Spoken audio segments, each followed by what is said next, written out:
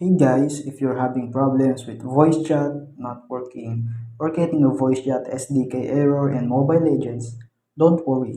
I've got a quick fix for you. Let's go step by step. Number 1, check app permissions. Go to settings on your phone, tap apps, and find Mobile Legends. Tap permissions. Make sure microphone access is turned on.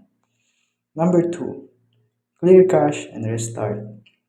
Still enough info, tap storage and tap clear cache. Don't clear data unless absolutely needed. Restart the app and try voice chat again. Number 3, update the game. Go to the Play Store app, search Mobile Legends. If there's an update available, install it. This often fixes the SDK related issues. Number 4, check network permissions.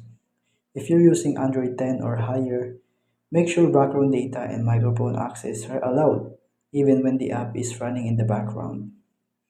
Number 5, use headphones. Sometimes the voice chat won't work properly without a headset. Try plugging in earphones or using Bluetooth headphones. Number 6, reinstall the game for the last resort. If nothing works, try uninstalling and reinstalling the game.